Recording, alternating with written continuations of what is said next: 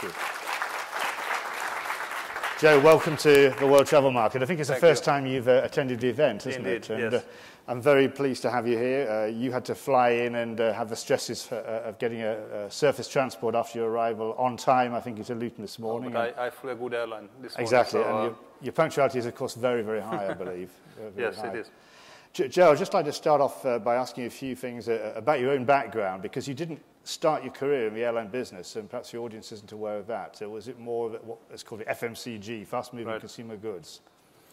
Well, I mean, obviously, this is kind of a story on its own. I actually had nothing to do with the airline business. I joined Procter & Gamble when I graduated at university, spent 10 years with the company.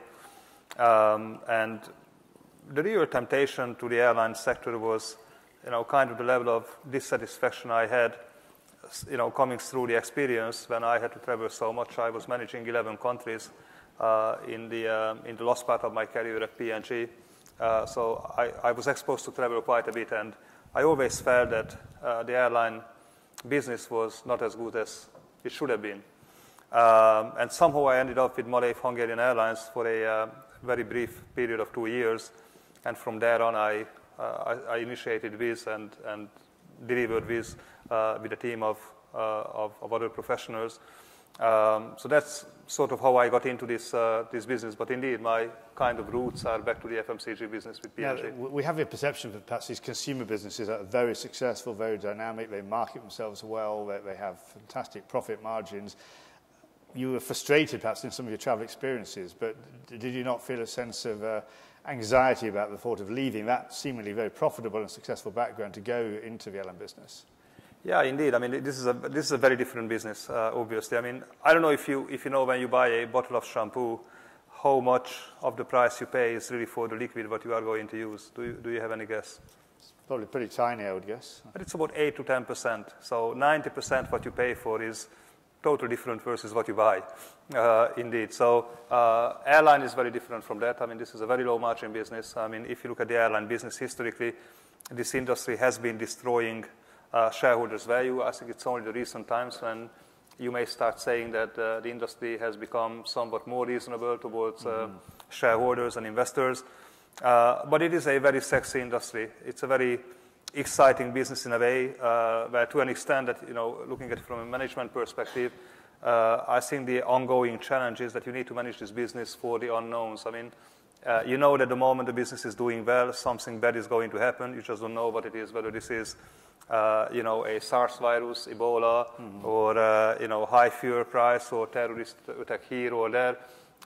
It's just a very dynamic business with lots of issues around, a lot of exposure. But that's kind of what it makes it, nice, as a manager of that business. Well, I don't want to go too much to the past. Obviously, there's a success story to tell about the last 10 years of Wizz. But in terms of your arrival in the airline business at Malev, then the flag carrier, the national carrier of Hungary, were you approached or did you see a position? I don't remember if you started as CEO or you came in another role initially. No, I came in that role as a chief commercial officer. I was headhunted. I still cannot explain why I decided to get into this business. As you said, I came from a highly profitable, very exciting multinational business at P&G into something that was struggling day in, day out, making huge losses, losing perspective on life completely. But I think that kind of created a challenge that, when you work for a big multinational, 80% of the success is done at the point when you show your business card. So when I handed over my P&G business card to my business partners, I mean, 80% of the business was done already just because of the shelter you enjoyed. That's certainly different in the airline sector. I mean, you need to fight for your own survival. I mean, you need to prove yourself. And I think that's the personal challenge what I took. Then fairly quickly, I became CEO of the company, which is a story on its own. So if we have 2 minutes for that, I tell us you a bit about it. Because assumably you came in and found a team who had been there for years, had the old state-run Eastern European, Soviet even outlook, if I could put it that way. So I was a commercial guy of Malev, and I had a team-building event in the evening. We were playing bowling, I remember, and we had quite a few drinks, so we really enjoyed ourselves. And it was like 11 o'clock in the evening when my phone was ringing, and it was my chairman calling me and said that, hey, we need to meet. I said, okay, well, let's meet tomorrow morning. He said, no, we need to meet now. I said, but how come? I mean, I'm playing bowling. I've had a few drinks, so I'm not in a shape of discussing anything with you today. No, we need to meet now. So like midnight, somewhere in the city in Budapest, we met in a restaurant, and he said, well, we had a board meeting today. The chief executive was not extended.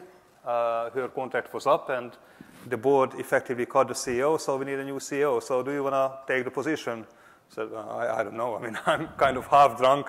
I'm not sure I'm really in a position. He picked his moment. He also knew what he was doing. I should be making the decision. So I'm going home. I'm waking up my wife, who was sleeping. So I'm telling her that, hey, I was offered the chief executive position of Malev Hungarian Airlines. She looks at me and saying that, I mean, you would be really stupid to take it. So 8 o'clock in the morning, I'm seeing the chairman, and I'm saying, okay, of course, I'm taking it. So that's how I got in the role. But it didn't take too long, to be honest, to be over with that. A year and a half later, there were changes in politics, and the company was state-owned. The new regime had a different view on life, and we said goodbye to each other, and that's how we started. Again, just before coming on to that, I mean, you did make big changes. I mean, did the airline still run a lot of the old Russian-type aircraft equipment at that time, or was it already transitioning a little bit to more Western aircraft? I mean, it was a very exciting time. I mean, let's not forget that all happened in July 2001, and you remember 9/11 2001. That event changed the airline sector quite fundamentally. So I was in the middle of my kind of CEO onboarding at Malev when that event unfolded, and obviously made a huge impact. I think that created the opportunity for the airline and for me personally to make some very radical changes to the business. We renewed the fleet completely. We introduced the Boeing 737NG to the fleet. Before that, the company was flying all kind of aircraft, pretty old. Some Russian types, some classic Boeing aircraft, also some Fokkers and all kind of airplanes. Also, we restructured the business fairly fundamentally. We cut costs radically and actually improved the financial performance of the business fairly substantially. I think if I look back in the past 20 years of existence of that airline, actually that year was the best financial year in the middle of the biggest crisis in the airline industry ever. And then you left Wizz. Was there a pause before? Sorry, you left Malev. Was there a pause before the idea of Wizz came to be born, or was it something that was already in gestation before you left? I mean, I think the context is important here. I mean, I left Malev at the beginning of 2003. You may recall that May 1st, 2004 was a big day for Europe. It exceeded 10 countries into the European Union. Most of them countries from Central and Eastern Europe, Poland, Hungary, Czech Republic, etc. They all joined the Union at that point. And that created a fundamentally different legal framework and regulatory framework for the airline industry. At that point, Europe became a domestic market in those countries, and you had free access to the European Union market, which was not the case before. So I kind of say that, Wizz Air was born at the right time, at the right place. I don't think we could have done it before because the regulatory environment was just not available for such initiatives. And we couldn't have done it later either because competition would have taken the market by that time. So that was really a window of opportunity that created Wizz in 2003. And we just took that opportunity and created this new initiative. We saw that the airline world is going to change. New generation airlines will make a profound impact on the development of the industry in the region. It was very clear that the RCC or even URCC, the ultra low-cost carrier model, is something which will prevail. This is a low disposable income market. You need to have low cost, low fares to stimulate traffic, and that's what we went about, and that's what became Wizz. Did you look at, because Ryanair and EasyJet were already on the scene and were beginning to grow quite strongly. Again, they got that benefit of 9/11 when everybody else was hemorrhaging, they were starting to grow. Did you look at their models as a kind of a guidepost to your initial business plan? Well, we looked at a number of models, actually. We looked at Ryanair EasyJet in Europe. I went to North America, went to WestJet, went to JetBlue at the time. JetBlue was created, you may recall, around that time. We looked at Southwest. So I think we had a fairly good empirical basis for contemplating what we think could be right or should be right for Central and Eastern Europe. And it was, as said, very quickly concluded that we need to pursue the low-cost airline model. I think we were also helped by Indigo Partners that became our principal investor in the business from the US. They were a private equity They are investor. a private equity fund with a portfolio investment in the ultra-low-cost airline sector effectively across the globe. So we started benefiting from that experience, that they had a universal view on the airline sector. So I think it all came together that we had a business opportunity, we had the market reality, we were building up the database on how various models work in different contexts, and then you had a very savvy, very disciplined investor coming into the business. So that kind of all created the very focused approach, what we call the ULCC, ultra low-cost carrier approach, and we have been pursuing that approach ever since. And in those early days, did you see it as maybe a niche opportunity to exploit only one or two markets? Because just to remind us which markets you began in, Hungary, I guess, and Poland was pretty fundamental from the beginning, I think. Right, we started in Poland, yes, followed by Hungary. No, I think from day one, we were very clear that we never wanted to be an airline of a country. We wanted to be an airline of Europe. By being focused on Central and Eastern Europe, just because that part of the continent was underpenetrated, untapped from a competitive perspective, and clearly we saw the need from a customer perspective to supply the model what we had on hand. So no, I mean this business was designed and built as a pan-European business from day one. Because I remember also at that time, pre the accession of a number of these countries to the EU, here in the UK, for example, I was aware myself in the airline business, there was a big Polish community. There had been for many years, and with Poland joining the EU, we were seeing these big movements of worker traffic. And a lot of people were going on coaches for maybe 30 or 40 hours. I guess that was the kind of thing you were looking at and seeing there's got to be an amazing opportunity. Yeah, we were doing a bit of a marketing on that. I mean, you went to Victoria, and you saw, a flood of Polish buses coming to Victoria. So we were, distributing our leaflets that, hey guys, I mean, don't be stupid to waste 20 hours on the road. I mean, you can make it over 2 hours by flying with us. So yeah, I mean, clearly, the market was converging, but it was converging the wrong way. We saw that, they really needed to have a low-cost airline alternative to ground transportation, which was not that cheap actually, and it was incredibly inefficient. I mean, you can imagine spending 25 hours on the road is not fun, versus flying probably for the same cost or even less. And you just needed to spread the news and use word of mouth and everything to make that point. But I think we were able to convey that message quite effectively, and we've been able to convert the market. But still, I mean, if you go to Victoria today, you are still seeing Polish buses coming. So those buses are still going. So the job is not yet done completely. So really the market has simply grown enormously because of the flight activity, and right. Some of the buses are still surviving. I mean, you said you got a very strong investor in this industry behind you right from the beginning. What about as you started to really then put the pieces of jigsaw together? You had to acquire aircraft. I mean, was there a question about being treated seriously by, say, Airbus or Boeing as you started to look for aircraft? And then what about airports? Did they say, well, who the heck are you?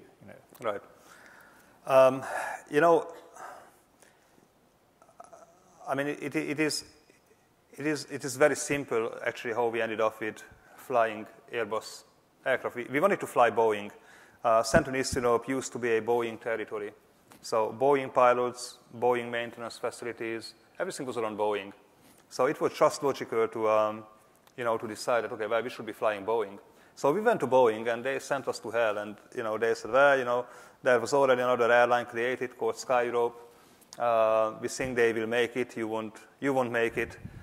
We will not invest in into your business. Oh, great, okay. Then we went to Airbus through some leasing companies, and they had a different approach, and they became supportive. So that's how we ended up with Airbus. So we had the access to Airbus. We didn't have it to Boeing. So we took the risk with Airbus, to establish that brand, aircraft brand in the market, without having Airbus qualified pilots, without having Airbus qualified maintenance facilities, etc. So those all, had to be created there. With regard to airports, we had a bit of a fear that, given my history with Malev, that the Hungarians would go against the initiative and potentially kill it on an administrative basis. So we deliberately wanted to avoid Hungary as the starting field. So that's why we went to Poland. We went to Katowice, an airport which was, literally in the middle of nowhere. It's a big coal mining area. It's a big coal mining area. There was nothing around the airport. It was not even an airport. It felt like a hut.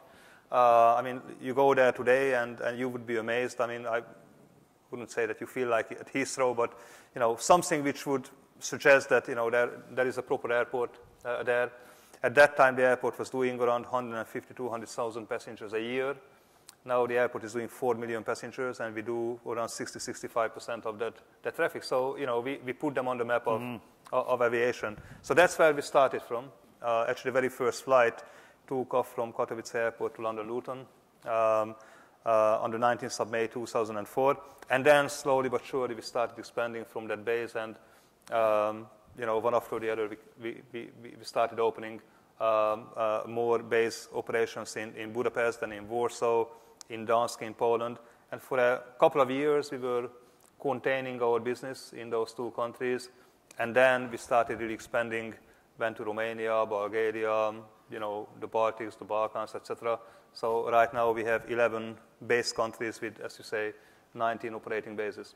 Yes, it's been a big expansion, but not an easier one. You mentioned about Sky Europe, and I'd forgotten. Perhaps I shouldn't say that in case some of the old management is here, but I'd forgotten about Sky Europe until you mentioned it. But I remember at the time there was this seeming battle that there were two airlines who decided they would do low cost in Eastern Europe, yourselves and Sky Europe. What do you think happened to them? Why, if this market is so big, as you've demonstrated it is, why have we not still got two airlines who are based in that part of Europe today? I think the difference is, and the difference was that time that we were very disciplined about the business.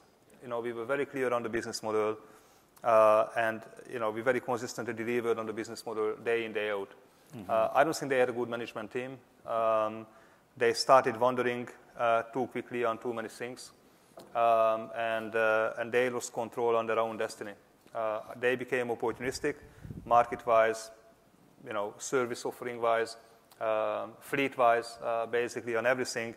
And once you lose your discipline, I think you will start cost creeping, competition coming in, and when you fall under heavy competitive attack on the basis of rising cost in your business, that's a recipe for disaster, and that's what happened to them. Was that a discipline you brought from the FMCG sector? Because it does seem to me fundamentally it's been the problem of the airline business. Yeah. It's not been historically very cost-focused, particularly where you had publicly run airlines in the past.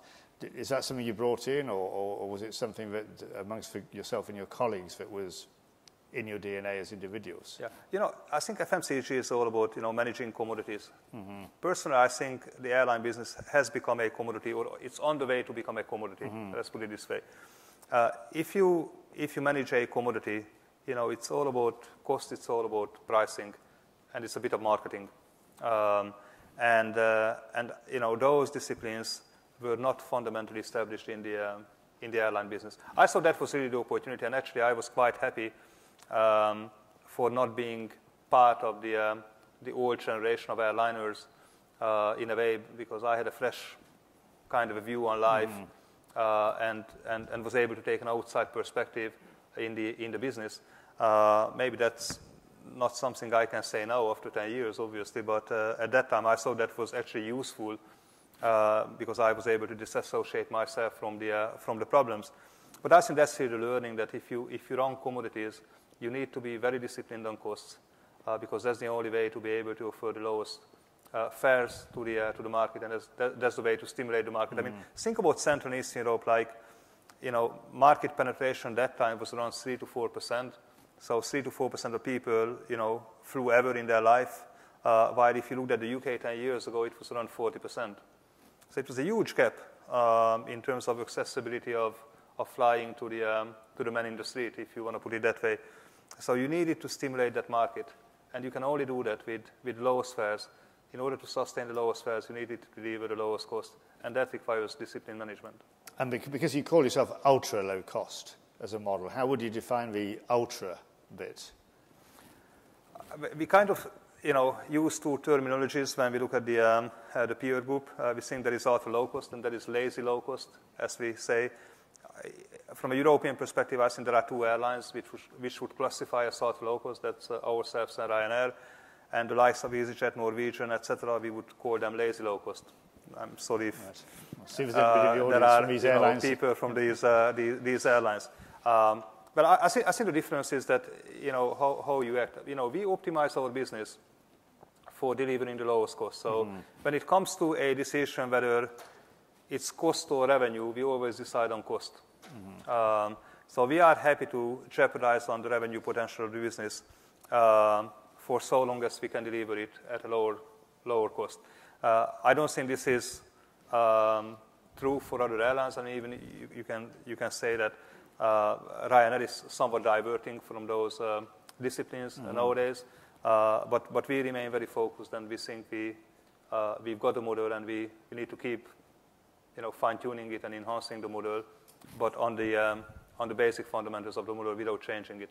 And you mentioned the importance of that because of the type of clientele that you're attracting. There's a large number. There's a big market that was waiting to be tapped that you've already exploited, but typically lower incomes. Some of these countries that joined the EU with a lot of optimism have had really challenging times over the last 10 years. Of course, the financial crisis made that worse. So tell us more about the blend of passengers you're getting, because they're not all simply like Western Europe, people going on their holidays to the beach. There must be a much more diverse mix of people who fill your planes. It is more diverse, but I think you would be surprised to see the actual mix of passengers what we've got. I mean, first of all, we get around 50% of the passengers originating from Central and Eastern Europe and 50% from Western Europe. We actually earn more than half of our revenues from Western Europe. So it is a very balanced business. So I don't think it's fair to say that Wizz Air only appeals to the local audience, if you wish, to the local people in Central and Eastern Europe. I think we equally appeal to the Western Europeans. I mean, why the hell do you want to pay more for a ticket if you don't have to? I mean, I think this is really a commodity for an hour and a half, 2 hours. I mean, does it really matter whether you have business class seat or you have an economy seat? And why would you pay 3 times more or 4 times more just for getting your most expensive coffee in your life if this is something what you pay for?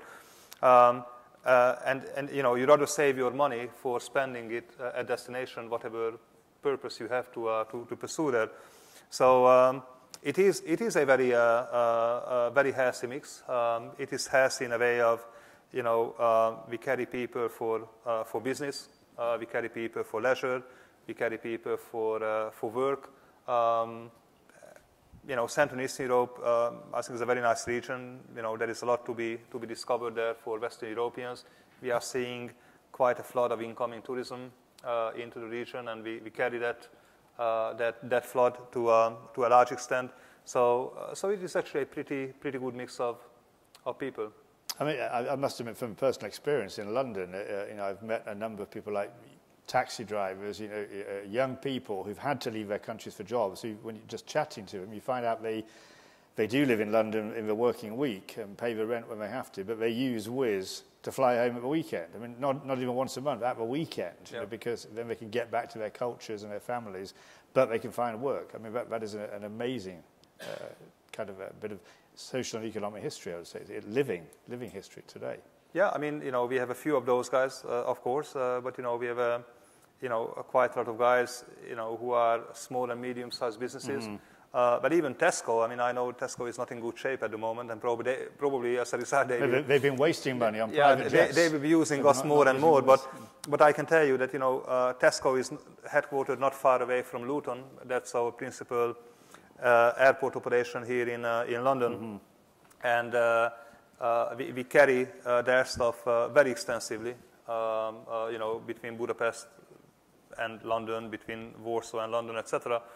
So, you know, this business has become quite appealing to even large corporations, you know, who are cautious of their cost and they want to do something about those issues. So, as said, you know, lots of leisure traffic. So, you know, it is more balanced than what you would think. I mean, I think at one point, Wizz was more associated with, you know, these social issues in the UK that, well, you know, we are one of the problems of the country that we keep carrying workers into the UK, taking jobs away from the Brits. But, you know, guys, I mean, someone has to dig the hole. I mean, I'm not sure you would take the, you know, the stuff to do it. But that's actually not true. I mean, and if it's not us, someone else would do it. So I think this is just a fact of life that you actually expose your business to various travel purposes. But it is very balanced, actually. What about tourism? I mean, how much would you say you perform a role as an airline? I mean, it's not your agenda, but it's of interest to countries and cities as a provider of tourists. Does tourism figure significantly in your traffic flows? Well, I mean, maybe the best example is Hungary. Effectively, you know, good 2 years ago, 2.5 years ago, Malev Hungarian Airlines went down, actually. So the business got bankrupted and operation was seized. You know, all of a sudden, de facto, we became the national airline of the country. We are the largest capacity provider in Budapest, of around 30% of the total capacity, even a bit more than that. And you know, at that time, the whole country, especially politics, were extremely worrying what's going to happen to the Hungarian tourism. There is no national airline, so tourism is going to get defeated as a result. So that was the assumption. Now, the fact of the matter is that 2 years later, Hungary is beating all records on tourism, of overnight stays in the country, on spendings, tourism spendings in the country. So Hungary never enjoyed better times than nowadays. And very interestingly, just, you know, for you to see how competitive the business is, on the day when Malev went down, they made an announcement 8 o'clock in the morning that the airline will no longer operate any flights. By 2 p.m., so 6 hours later, airlines made announcements to the public for capacity that was larger than the capacity Malev withdrew from the market. So effectively, within 6 hours, the entire market got replaced and replenished. So that's how competitive the business is. And the good news for the country is that, you know, Malev was carrying a lot of transfer passengers, and those transfer passengers are now replaced by point-to-point passengers through capacity. That capacity is more efficient than the capacity before. So effectively, I think it's a win-win. Everyone wins. The airport wins, the country wins, and obviously the airlines that have been able to take position of the situation are also winners of it. I mean, you know, that was your old employer, and perhaps it went in a direction that when you left, you may have imagined it would ultimately go in. And there was that very quick reaction. I remember Ryanair also put capacity and put a base, I think, in Budapest almost as soon as that was announced. Did that, on the one hand, give you opportunities, but also challenges, finding suddenly Ryanair was there side by side with based aircraft? Yeah, I mean, you could argue that Malev is a better competitor than Ryanair. I guess that's a fair conclusion to say. Nevertheless, you know, I think we are a very formidable competitor. We compete hard. We compete on a very disciplined basis. You know, we have a very low cost base, so, you know, we can be competitive with anyone, including Ryanair. The fact of the matter is that, you know, when Malev went down, we increased capacity to 5 aircraft. Ryanair came in with 5 aircraft in Budapest. Today, we have 9 aircraft in Budapest, and Ryanair has 2. So, must say something, mustn't it? You can't tell me exactly what in financial terms, but it must say something. Well, no, we are a very solid business, financially speaking. I mean, let's just touch on the UK. I mean, you flew in this morning to Luton. I mean, you're a big player in the UK market now, flying to, I think, 5 airports, Do you want to tell us a bit more about that and your position in Luton, because that's perhaps bigger than some people realise? Yeah, we are a fairly significant airline in Luton. Certainly we are the second largest airline there. We carry around 4 million passengers a year, so it's quite a substantial stake. And we also fly a few other regional airports in the United Kingdom. So yeah, in total we have operations to 5 or 6 airports in the country. And at Luton, you don't have any bases in Western Europe, do you? But I think somebody told me once that around about 7 or 8 in the morning, you could see maybe about 8 or so Wizz aircraft on the ground that have already operated in from your other bases to Luton. Oh, you can see back. 16 aircraft at the same time. So, 16? Yeah, if you are lucky, maybe some weather issues would be required that you actually can see 16 aircraft side by side. So it makes our presence in Luton quite impressive, actually. So aviation spotters should get out there early in the morning if they want to catch your fleet. In terms of the dynamics of your business, I saw and was very interested that you changed strategy somewhat the last 2 years, what you've called a go east strategy. And you're flying to more and more eastern points, including not only Russia, which maybe has been more natural in terms of the links of Eastern Europe, but you've gone into Israel and even as far as Dubai. Tell us a bit about that, because that wouldn't have seemed natural to me. If we're thinking about these income profiles, who would be using those flights to Dubai and how are they working? Well, I think you need to look at the map a little bit. I mean, if you look at Central and East Europe, we have been developing the business, basically on the basis of east to west. So flying people between Central and Eastern Europe and Western Europe. I think it was only logical that we started looking at the other side of the equation and put Central and Eastern Europe in the center of the geographical approach, as opposed to just to one end of the geographical approach. Central and Eastern Europe, has been quite exposed also to other Eastern economies or cultures. I mean, if you think about it, I mean, the Turks used to have historical interest in the regions. The Russians used to have historical interest in the region.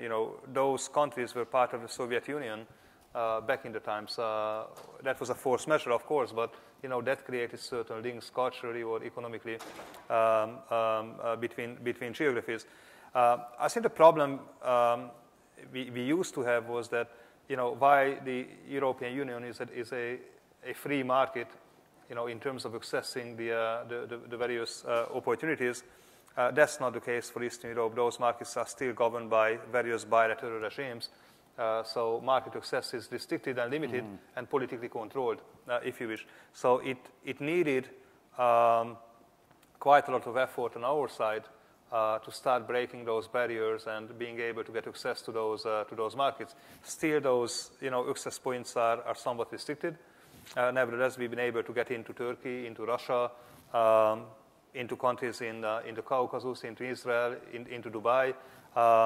And when we kind of felt that we started reaching a critical mass, we just formulated a strategy as Go East. But Go East is not a replacement of Go West. Go West is still the underlying approach of the airline. Go East is more the complementary element of that strategy. But the flights to Dubai, they're a bit longer, I guess, than some of your others. And you're flying into a new airport in Dubai, I think, this Dubai World Central. And you are finding that a successful strategy to run into that part of the world. Oh, absolutely. Flights are full, and we are happy with the operation. I think it needed a bit of time to establish the brand in Dubai, to establish the new airport in our network. But we are very happy with the results that we are seeing today. So I think we are ready for growth. Actually, Dubai has, believe it or not, but has become quite appealing to the Brits. I mean, there is quite a significant British community in Dubai, and they're supposed to be paying high charges of Emirates or BA. They actually quite like the way of taking us from Dubai to Budapest, spend a good night in Budapest, and carry on to come to London after. And I guess also, I mean, because Dubai is such a mixture of nationalities, that you maybe get local people, Emiratis, who want to discover European cities, as well as all these other expats who work in Dubai and get to their respective homes in Europe. Absolutely, absolutely. So obviously Dubai is a good addition to the network development of the airline. Obviously, it has its role in, and also to some extent its limitation in our network. But we quite like what we have been experiencing so far. Just ask you another question, Joe, and then we'll go to the audience to give the ladies and gentlemen a chance to pose their questions to you. You are profitable as a business. You're not publicly quoted. You did issue a document earlier this year when you planned to float. But tell us what you can about where you are financially, and are we likely to see that come back again, the idea to float the company as we saw earlier in the spring? Right. Well, I mean, we are a highly profitable business. Otherwise, we wouldn't have approached the market, as you can imagine. We found the market quite volatile and quite turbulent going through the process, and that's the reason why we withdrew from the process. Nevertheless, we stand ready to look at the market again when we think, the market is in good shape for an IPO. But the most important, message I can convey here is that, we are not desperate for an IPO. We are very self-sufficient in terms of liquidity. We have been funding our growth for 8 years without, touching the capital market in any shape or form. And we can continue to do that. So that's the position what we are taking. And when the market is good, we look at it again. I mean, certainly if we look at the last few months or even the last few weeks, airline stocks have taken a battering. So we'll see if it was a wise decision to pull back at that moment. Yeah, I think we need to see the dust to settle down before we can take considerations. Right, ladies and gentlemen, who would like to ask a question to Joe Varadi?